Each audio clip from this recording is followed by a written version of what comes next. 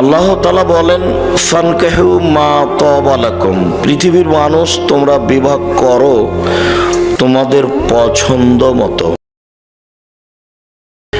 আল্লাহ এই আদেশ করেছেন, এর অর্থ এই নয় যে যেসব মহিলা দেখতে অপছন্দ তারা বাকি থেকে যাবে, এ কথা নয়। মানে কেউ ভাগ্য ছাড়া দুনিয়াতে আসেনি। প্রত্যেকটা পুরুষ নারী যখন মায়ের পেটে ৪ মাস, সেদিনই তার রুজি, ভালো মন্দ, ভাগ্য, জাহান্নাম জান্নাত লিখে দেওয়া হয়েছে। কাজেই কোনো নারী সুন্দরী হোক আর না হোক, তার বিবাহ কোথায় হবে, কিভাবে হবে, তা লেখা হয়েছে। তা বাস্তবায়ন হবেই সময়ের গতিতে।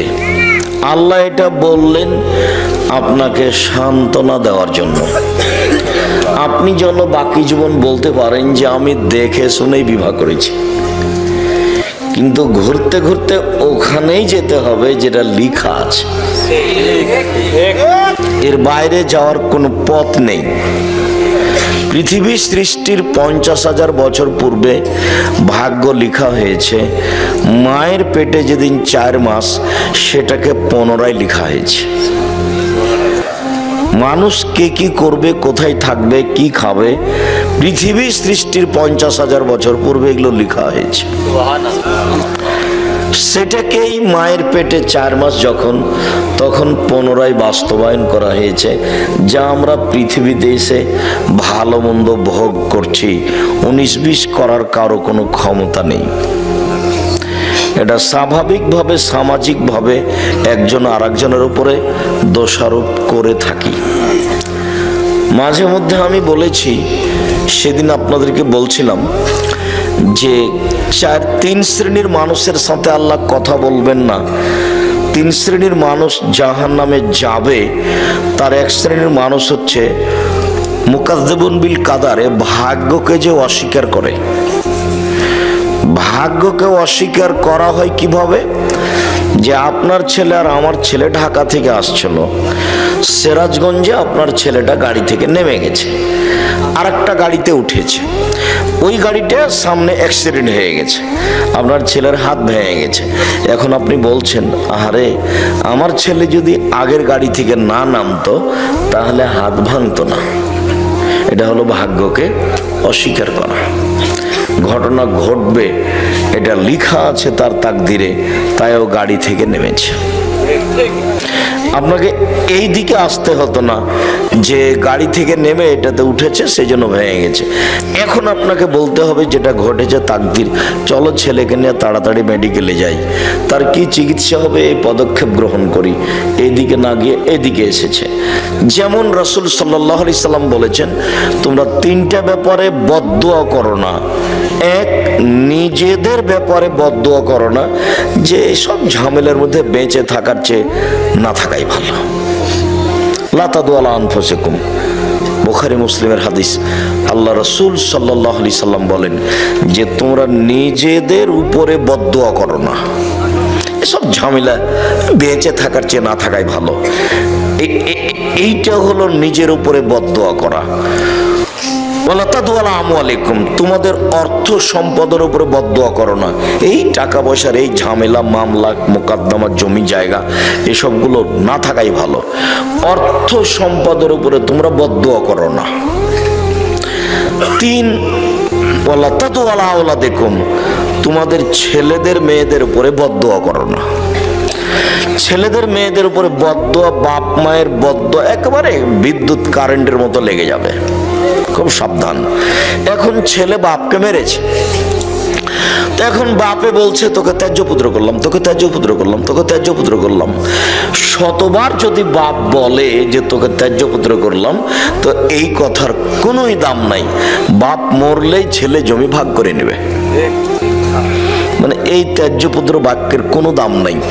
ছেলে যখন বাপকে মেরেছে তখন বাপের উচিত ছিল তাড়াহুড়া করে সুন্দর করে ওযু করে ঘরে ঢুকে সময়ের উপরে 2 রাকাত সালাত আদায় করে কিবলার দিকে মুখ করে হাত উঠিয়ে প্রার্থনা করে বলার দরকার ছিল যে আমি এই জন্য ছেলে তোমার কাছে নিনি, তুমি আমাকে ছেলে ফিরিয়ে দাও।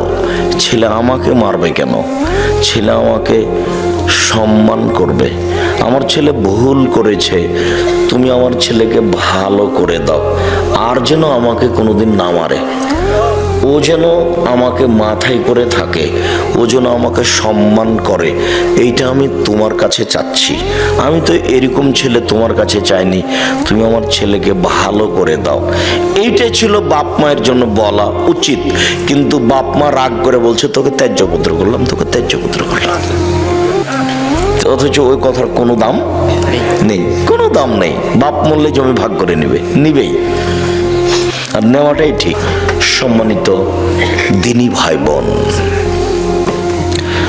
আপনাদেরকে আমরা জোরালো অনুরোধ জানাচ্ছি, আপনারা যে যেখানে আছেন সুন্দরভাবে বসে থেকে ভদ্রতা বজায় রেখে গুরুত্বপূর্ণ আলোচনা শোনার জন্য প্রাণপণে চেষ্টা করুন।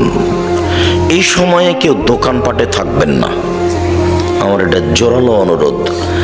আমি এসেছি কষ্ট করে, একটা দিন বের করতে কত সময় লাগে, কত বছর কেটে যায়, আর এইভাবে আমি আসলাম এত কষ্ট ক্লেশের পরে, আর আপনি এখন দোকানে বসে চা খাবেন, এটা ঘৃণিত কাজ। এই সময় আমি পছন্দ করি না। দয়া করে আপনি আপনার কথাবার্তা চলাচল বন্ধ করুন, সামনে আসুন, কিছুক্ষণ সময় অপেক্ষা করুন, আপনার কিছু না কিছু উপকার করব ইনশাআল্লাহ। সম্মানিত দিনী ভাই বোন, আল্লাহ তাআলা বলেছেন পছন্দ মতো বিবাহ করো।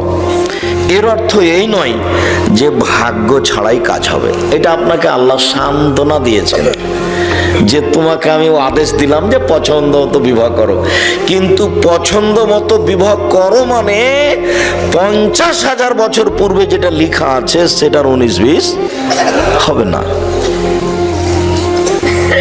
কাজেই ছেলের বিরুদ্ধে বদদোয়া করবেন না। ছেলে মেরেছে, ভুল করেছে, আপনি পাল্টা আল্লাহর কাছে হাত তুলে দোয়া করেন, আল্লাহ আমার ছেলে আমাকে মেরে ভুল করেছে, তুমি আমার ছেলেটাকে ভালো করে দাও। ওজনে এসে আমার পা ধরে বলে আব্বা ভুল হয়েছে, আমাকে মাফ করেন। আর এরপর থেকে সবসময় যেন আমাকে শ্রদ্ধা দেখিয়ে চলে। আল্লাহ তাআলা বলছেন ফানকিহুহুন্না বিইজনি আহলিহিন্না, তোমরা মেয়েদেরকে বিবাহ করো তার অভিভাবক মালিককে বলে, বাপকে বলে। এটা আল্লাহর জোরালো আদেশ। এই আয়াতের ভিত্তিতে আমাদের নবী মুহাম্মদ সাল্লাল্লাহু আলাইহি সাল্লাম বলেছেন আইয়ু ইমরাতিন নাকাহাত বেগাইরে ইজনে ওয়ালিহা, যে কোনো মেয়ে যদি বাপের অনুমতি ছাড়া বিবাহ বসে ফানিকাহুহা বাতিল, ফানিকাহুহা বাতিল, ফানিকাহুহা বাতিল, ওই বিবাহ বাতিল, ওই বিবাহ বাতিল, ওই বিবাহ বাতিল, কোর্টের বিবাহ বাতিল। কিয়ামত পর্যন্ত সময় থাকলে কোনো মায়ের বেটা কথা এইভাবে উল্টে ধরতে পারবে না। যদি ধরে তাহলে বলবে যে আমাদের ফেকাতে লেখা আছে, এইভাবে বলতে হবে।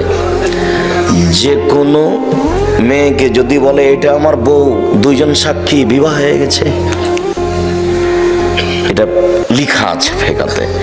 কিন্তু আল্লাহর নবী মুহাম্মদ সাল্লাল্লাহু আলাইহি সাল্লাম বলেছেন বাপকে না বলে যদি বিবাহ করে তাহলে সে বিবাহ বাতিল, সে বিবাহ বাতিল, সে বিবাহ বাতিল।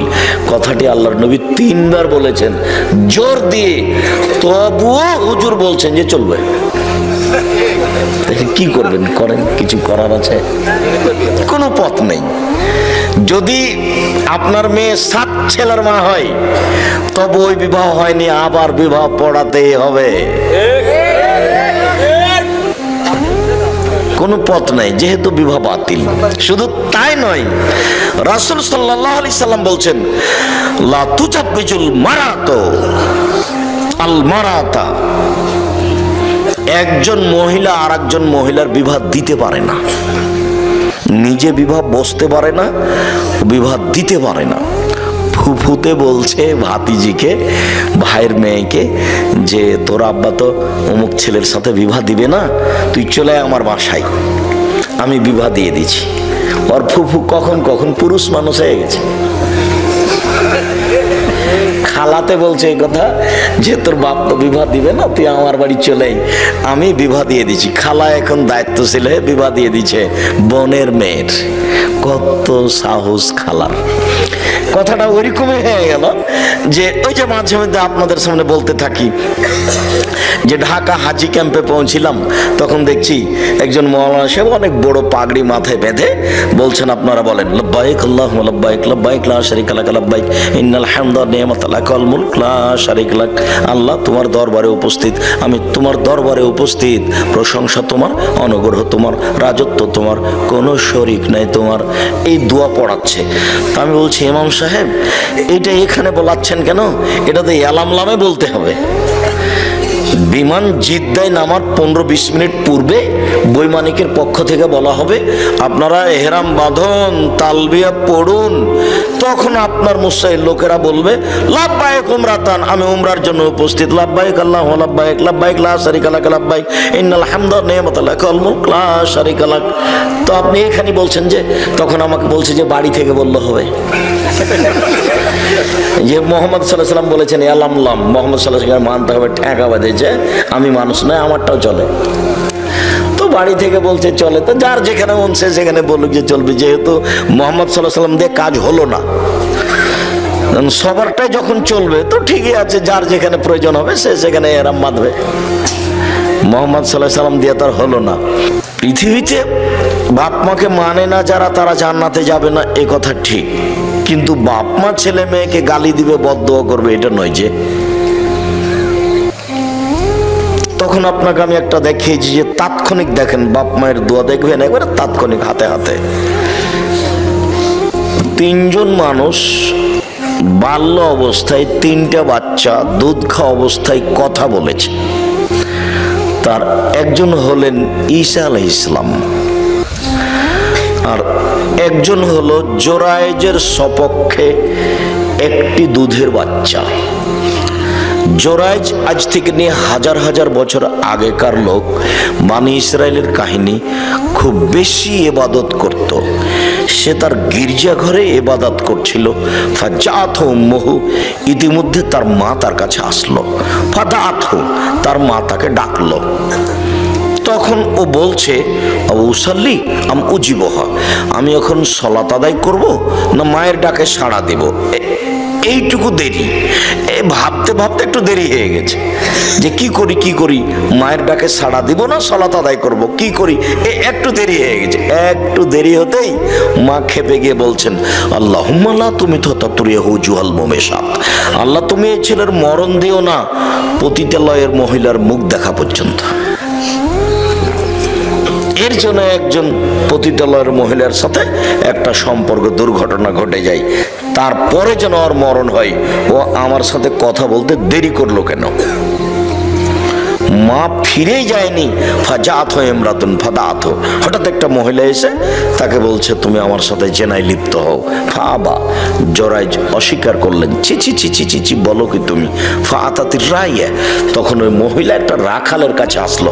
ফামকানাথু, মহিলা রাখালকে চেপে ধরলো, জেনা করলো। ফাদাত গোলামান, এতে একটা বাচ্চা জন্ম নিল। কালত হুয়া মিন জোরায়েজ, মহিলা বলে দিল এই বাচ্চাটা হলো জোরায়েজের। বদনাম ছড়িয়ে গেল। ফাতাহু, জনগণ জোরায়েজের গির্জাঘরের কাছে আসলো। ফাকাসসারুহু, এসে তার গির্জাঘরকে একবারে ভেঙে চৌচির খান খান ধুলা ধুলা করে দিল। ওয়ানজালাহু, তাকে গির্জাঘর থেকে টেনে হেঁচড়ে রাস্তায় নামিয়ে দিল। ওয়াসাব্বুহু, যার যা ভাষাতে কুলাইলো সে তার ভাষায় গালি দিল।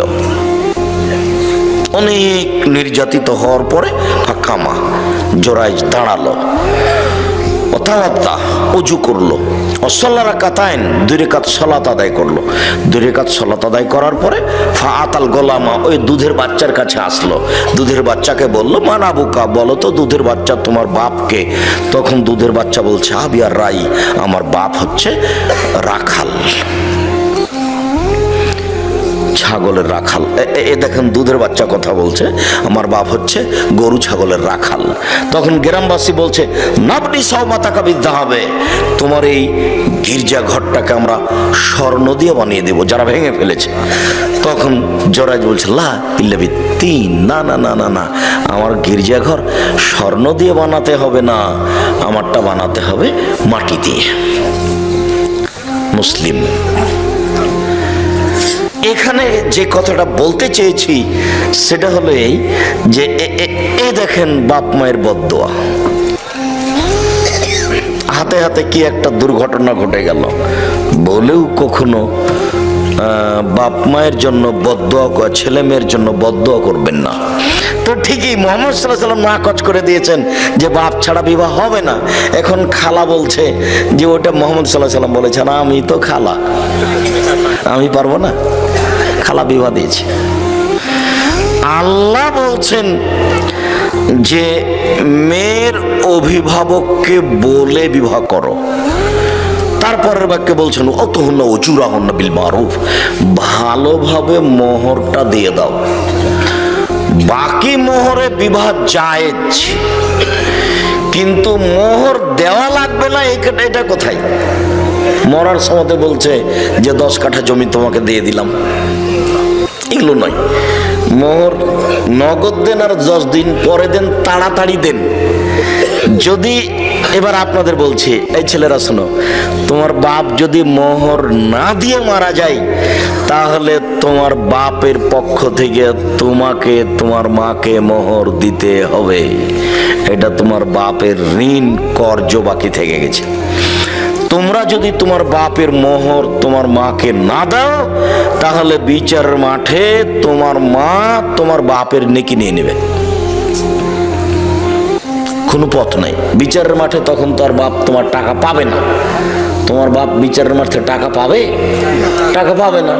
তোমার মার হাত ধরে ক্ষমা নিলে হবে, ওখানে বিচারের মাঠে হাত ধরে ক্ষমা চলে না। তাহলে কিভাবে বিচার হবে? বিচার হলো নেকি দিয়ে বোঝাতে হবে, যে নেকি যে নেই, তো বলছে ওই পরিমাণ পাপ নিয়ে নিতে হবে। বিচার এইভাবেই রাসূল সাল্লাল্লাহু আলাইহি ওয়াসাল্লাম সমাধা করে দিয়ে গেছেন যে বিচারের মাঠের বিচার এইভাবে হবে। আপনাকে আমি একটা থাপ্পড় মেরেছি, রিক্সাওয়ালা আপনি, তো এখন বিচারের মাঠে আপনার তো আমি হাত ধরে ক্ষমা নিনি, এখন কিয়ামতের মাঠে উপস্থিত, তো রিক্সাওয়ালা বলছে আমাকে থাপ্পড় মেরেছে, এখন আমি কি দিয়ে পরিশোধ করব? এখন তো আর বলতে পারছি না রিক্সাওয়ালাকে, ভাই আমার ভুল হয়েছে, তুমি মাফ করো, এটাও তো চলে না। কি করতে হবে?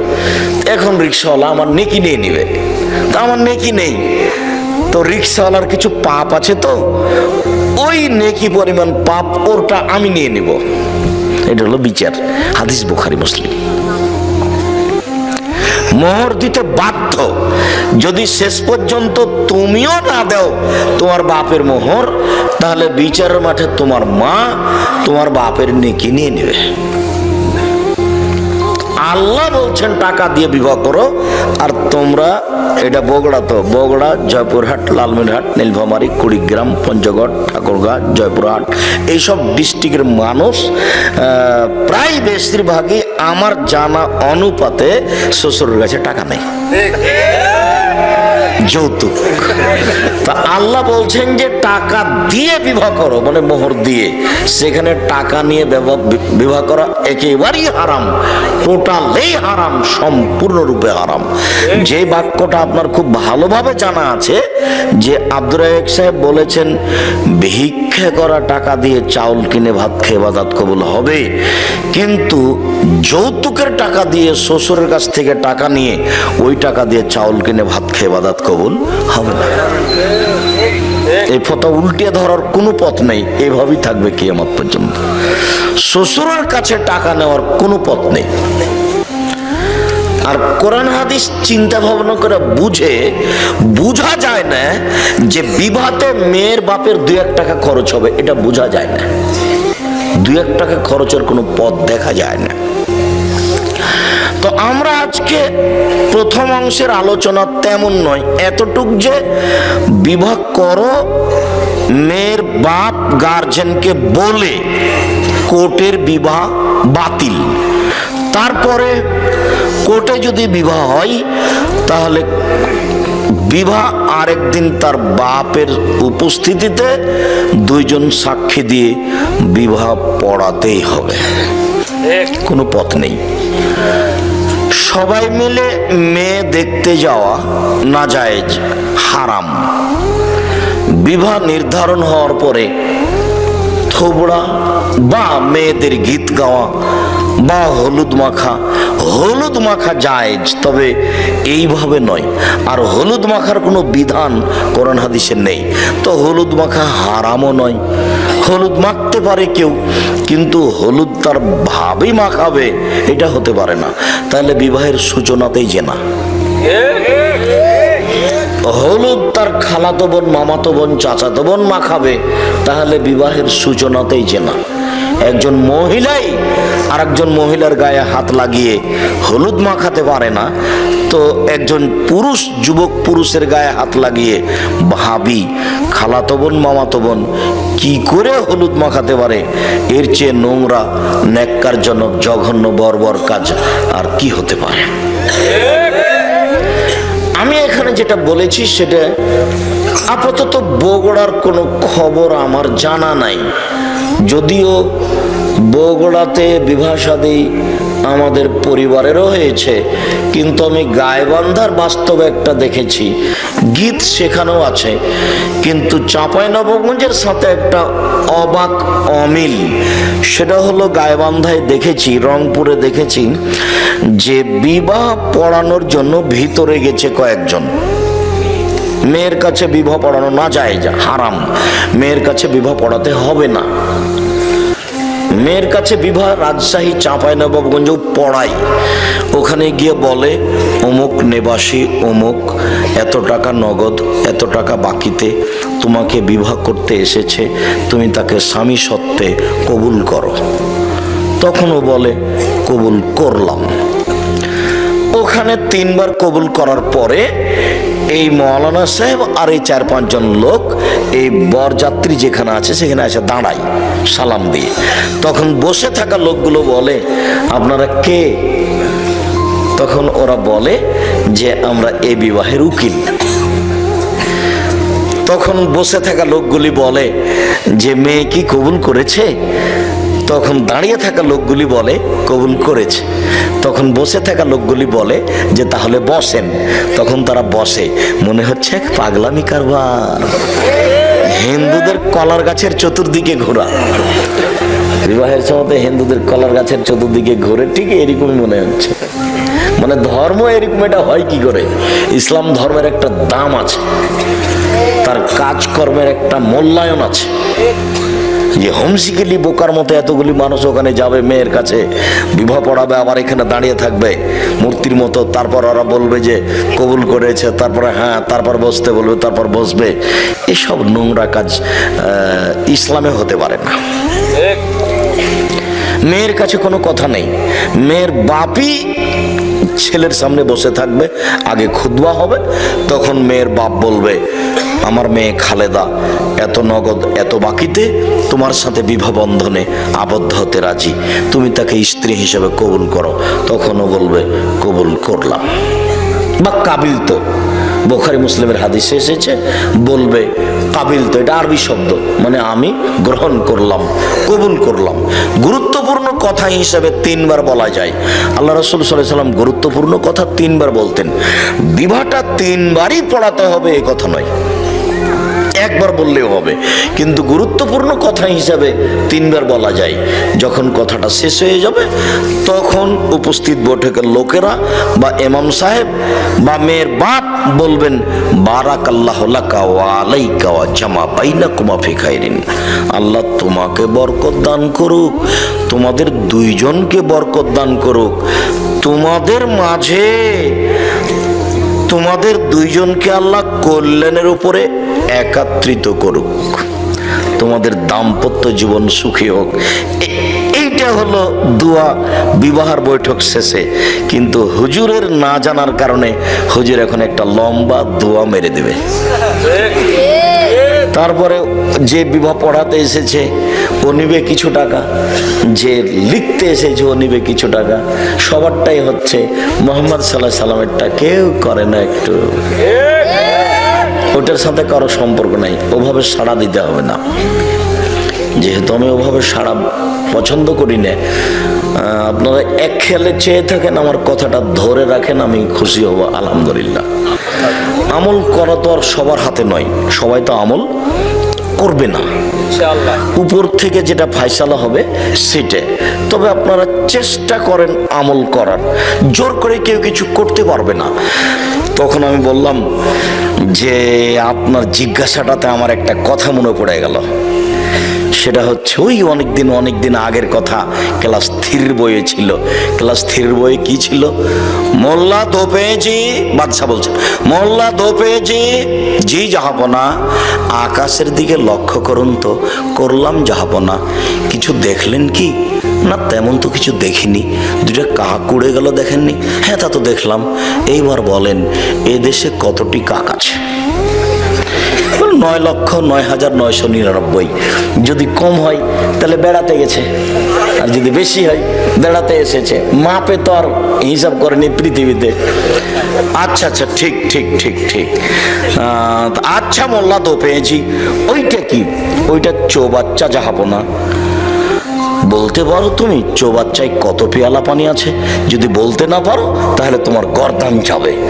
তা যাক জাহাপনা, তবে প্রশ্ন একদম সোজা, একদম সহজ। পেয়ালা যদি চৌবাচ্চার সমান হয় 1 পেয়ালা, যদি অর্ধেক হয় 2 পেয়ালা, 4 ভাগে 4 পেয়ালা, 8 ভাগের ভাগে 8 পেয়ালা, 16 ভাগের ভাগে 16 পেয়ালা। আরে থামো থামো থামো, যা তোমাকে আজ মোরগ মুসাল্লাম খাওয়াবো। তো ঠিক এরকম হয়ে গেছে আপনার জিজ্ঞাসা। আপনার জিজ্ঞাসা তো জটিল নয়। আল্লাহ বলেছেন লা ইউকাল্লিফুল্লাহু নাফসান ইল্লা উসআহা।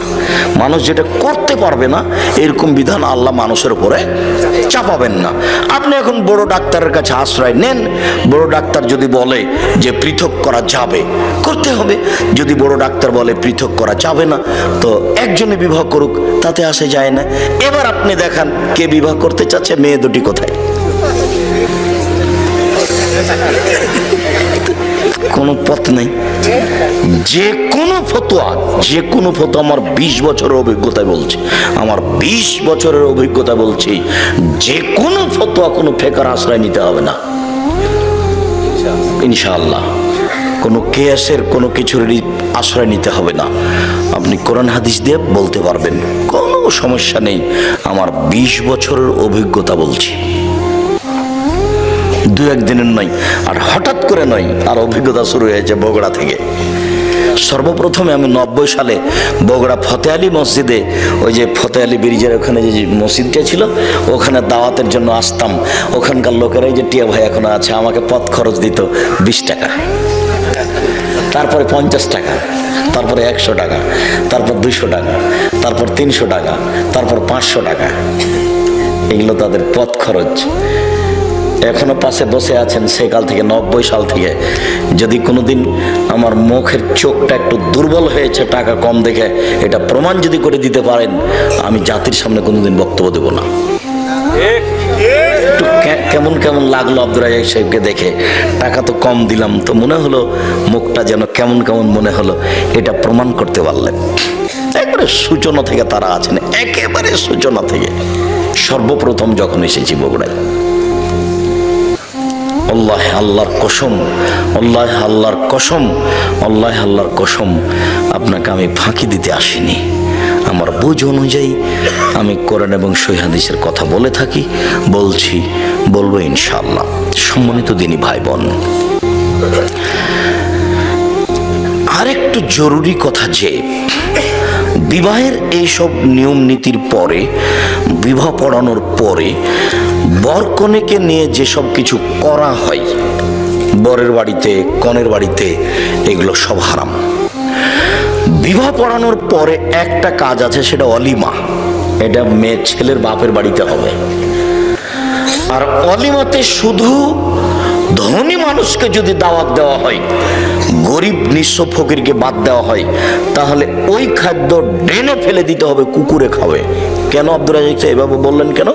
আল্লাহ নবী বলেছেন আশারত আমিন, সবচেয়ে নিকৃষ্ট খারাপ খাদ্য ওই খাদ্য যেই খাদ্যে শুধু ধনীদের দাওয়াত দেওয়া হয়েছে, গরিবদের দেওয়া হয়নি। তাহলে এবার যে কয়েক ডেক ভাত রান্না করা হয়েছে গরুর গোশত দিয়ে, এই ভাতটা এখন কেমন ভাত বলেন তো দেখি? সবচেয়ে খারাপ, সবচেয়ে নিকৃষ্ট। এ কথা আমি বলিনি, এ কথা মুহাম্মদ সাল্লাল্লাহু আলাইহি ওয়াসাল্লাম বলেছেন। দেখকে একবার উল্টিয়ে ফেলে দিতে হবে ট্রেনে, কুকুরে খাবে ভাত, মানুষ খাবে না। কেন? এতে কাকে দাওয়াত দেওয়া হয়েছে? শুধু চিনে চিনে ধনীকে দাওয়াত দেওয়া হয়েছে। অতএব এ খাদ্য হারাম, এ কথা আমি বলিনি, এ কথা মুহাম্মদ সাল্লাল্লাহু আলাইহি ওয়াসাল্লাম বলেছেন। আল্লাহর নবীর চাচা আবু তালেবের মরণের সময় চলে এসেছে, তা আল্লাহর নবীও ঢুকেছেন ওখানে, আরো মুশরিকরা ওখানে আছে 2-3 জন। তখন আল্লাহর নবী বলছেন, চাচা আপনি লা ইলাহা ইল্লাল্লাহ বলেন, বাকিটুকু আমি দেখে নেব। লা ইলাহা ইল্লাল্লাহ শুধু এই বাক্য কিন্তু অনেক দাম। লা ইলাহা ইল্লাল্লাহ মুহাম্মদ রাসূলুল্লাহ এখানে যোগ হবে না। একটু আগে যে আপনারা বললেন শেষ বাক্যে যে আপনারা বলুন লা ইলাহা ইল্লাল্লাহ, শেষে যোগ হয়ে গেছে মুহাম্মদ রাসূলুল্লাহ, ওই অংশ জিকিরে যোগ হবে না। এমনি তো সবাকে নিয়ে জোরে জিকির করাই না যায়, জোরে জিকির করার প্রমাণের কোনো পথ নেই। তো সবাই যে দেখছি যে মোবাইলে দেখছি খালি চিল্লাচিল্লি করে জিকির করে লাফ দিয়ে বাঁশের উপরে উঠে যাচ্ছে। এখন করছে তো কি করবেন? এখন তো আমাদের তো কিছু করার নেই। সাহাবী রাসূলের সামনে একটু খালি জোর করে বলেছেন সুবহানাল্লাহ, আলহামদুলিল্লাহ, আল্লাহু আকবার। তখন আল্লাহ রাসূল বলছেন, আই ইরবা আলা আনফুসাকুম, চুপে চুপে জিকির করো। ইন্নাকুম লা তাদুনা আসামাল্লাহ গায়েব, তোমরা যাকে ডাকছো ও বধির নয়, তোমরা যাকে ডাকছো ও অন্ধ নয়। ইন্নাকুম তাদুনা সামিয়াম বাসীরা, তোমরা যাকে ডাকছো সবকিছু শোনে, তোমরা যাকে ডাকছো সবকিছু দেখে। অতএব চিল্লাচিল্লি কেন? চিল্লাচিল্লি কেন?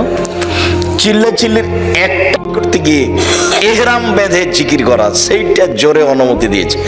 ওখানে আল্লাহ নবী বলছেন ফাতানি জিবরাইল, এখনই জিবরাইল আমার কাছে আসলেন, ও আমারানি, জিবরাইল আমাকে আদেশ করলেন যে আনামরাকুম, আমি তোমাদেরকে বলে দিব, আনতার ফাসাতকুম, তোমরা একবারে চিল্লিয়ে বলবে বিল ইহরামে আত তালবিয়া, ইহরাম বাঁধা শব্দটা আর তালবিয়া পড়া শব্দটা একবারে চিল্লা চিল্লি করে বলবে।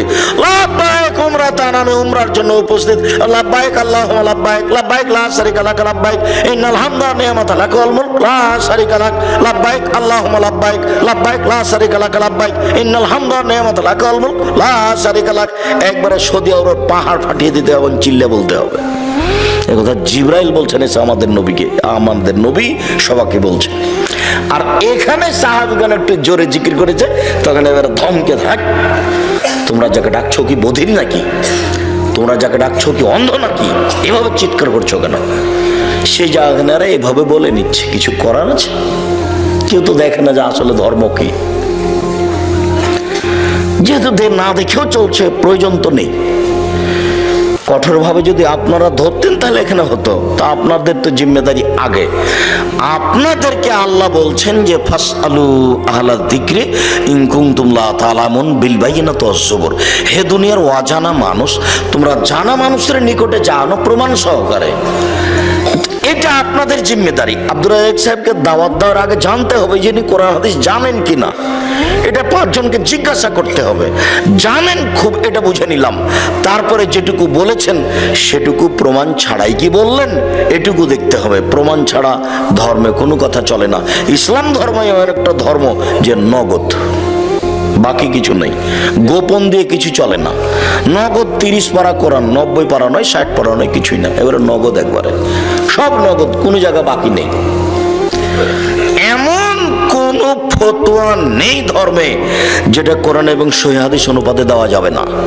আমি একটা বক্তব্যে কুষ্টিয়াতে বলেছিলাম যে আমি দীর্ঘ সময় ধরে কলমে ফতোয়া লিখছি। আমি নিজে কলমে ফতোয়া লিখি প্রায় 20 বছর থেকে।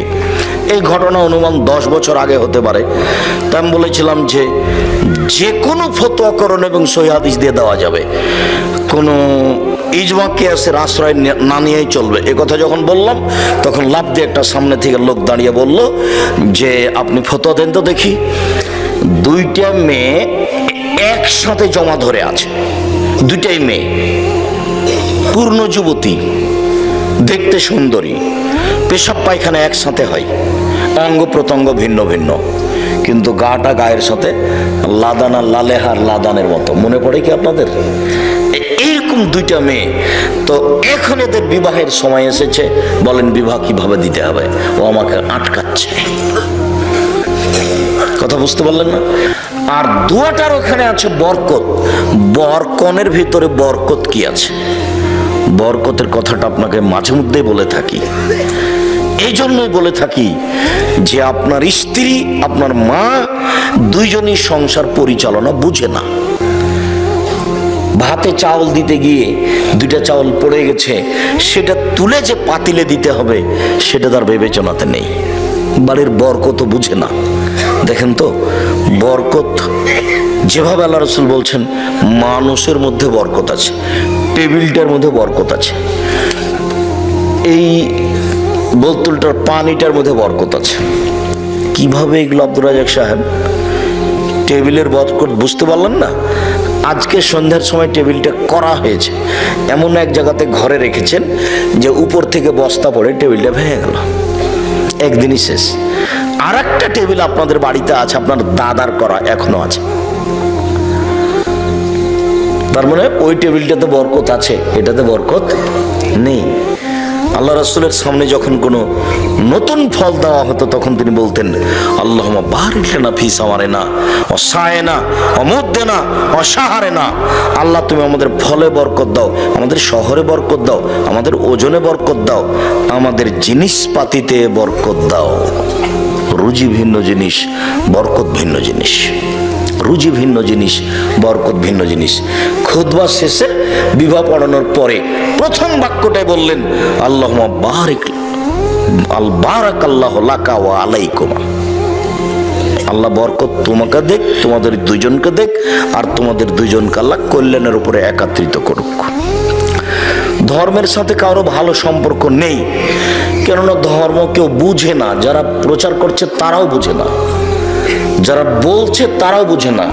এখানে যিনি ওনার নাম কি, কাজী, কাজীর খাতাতে 4 জন সাক্ষী লাগবে। এই খাতা ফেলে দিতে হবে, এই খাতা চলবে না। বিবাহের জন্য 4 জন সাক্ষী লাগে না, কয়জন লাগে? 2 জন। এখানে আবার ভাগ করে নিয়েছে, মেয়ের পক্ষ থেকে 2 জন, ছেলের পক্ষ থেকে 2 জন। তার মানে সূচনাতে গন্ডগোল। আল্লাহর নবী এ কথা বলেননি। আল্লাহ নবী মুহাম্মদ সাল্লাল্লাহু আলাইহি ওয়াসাল্লাম বলেছেন যে একটা বিবাহ জায়েজ হওয়ার জন্য কয়জন সাক্ষী লাগে? 2 জন। ও পুরুষের পক্ষে না মহিলার পক্ষে, এই কথা তিনি বলেননি। তিনি বলেছেন লা নিকাহ ইল্লা বিশাহিদাইনি, 2 জন সাক্ষী ছাড়া বিবাহ হয় না। ওয়ালা নিকাহ ইল্লা বিওয়ালিন, অভিভাবক ছাড়া বিবাহ হয় না। 2 জন সাক্ষী ছাড়া বিবাহ হয় না, 1 জন অভিভাবক ছাড়া বিবাহ হয় না। উকিল বাপ হারাম। নোয়াখালী, কুমিল্লা, পটুয়াখালী, সিলেট, চট্টগ্রাম, ওইসব ডিস্ট্রিক্টে উকিল বাপই বাপ, ওর সাথে মরা পর্যন্ত জামাই মেয়ে সম্পর্ক রাখে। উকিল বাপকে ডেকে নিয়ে আসে, দাওয়াত খায়। যতদিন পর্যন্ত উকিল বাপ বেঁচে আছে ততদিন পর্যন্ত নিজের বাপের চেয়ে দামি মানুষ কে? উকিল বাপ। কথা বুঝতে পারলেন না মনে হয়? উকিল বাপ ধর্ম বাপ নয়। বিবাহের দিন যাকে উকিল করা হয় গার্জেন হিসেবে, জি, উকিল বাপই হারাম। বাপ বেঁচে থাকাকালীন উকিল বাপ চলবে না, বাপই তো উকিল। এটা আরবি শব্দ, যার হাতে বিবাহটা সমর্পণ করা হয়েছে। তো আল্লাহর নবী বলছেন যে বিবাহ সমর্পণ করা আছে বাপের হাতে, তো বাপকে বাদ দিয়ে জ্যাঠো কি করে এখানে উকিল হয়ে গেলেন, গ্রামের মৌলকিকের উকিল হয়ে গেলেন? সেই উকিল বাপই চলছে। বাকি জীবন বাপ হিসাবে তাকে সম্মান করা, তাকে সময়ে কাপড় চোপড় দেওয়া, এইভাবে কত ডিস্ট্রিক্টে, বাংলাদেশে, ভারতে, পাকিস্তানে উকিল বাপ চলছে। উকিল বাপ হারাম। বিবাহে কোনো উকিল বাপ ঢুকতে পাবে না। বিবাহের পরে যেটা সেটা অলিমা। এরপরে ছেলে মেয়ে জন্ম নিল, তাদের ব্যাপারে চিন্তা ভাবনা। আমরা আপাতত প্রথম অংশ শেষ করলাম। এভাবেই দু একটা টানা কথা বলে আমি কথাতে, যেহেতু বগুড়ার খবর জানা নেই, কাজে আমি চাঁপাইনবাবগঞ্জের ভাষার কথা বলে থাকি, চাঁপাইনবাবগঞ্জের গতির কথা বলে থাকি, যে রাজশাহী চাঁপাইনবাবগঞ্জে বিবাহের শুরু থেকে এমন কোনো কাজ নাই যেটা জায়েজ, একটা কাজও জায়েজ নয়, সবই হারাম। ওইভাবেই বিবাহ চলছে শুরু থেকে নিয়ে শেষ পর্যন্ত, একটা কাজও জায়েজ নয় বিবাহের, সবই হারাম। এলাকা তো হতে পারে যে শুরু থেকে নিয়ে শেষ পর্যন্ত একটাও জায়েজ নয়, সবই হারাম।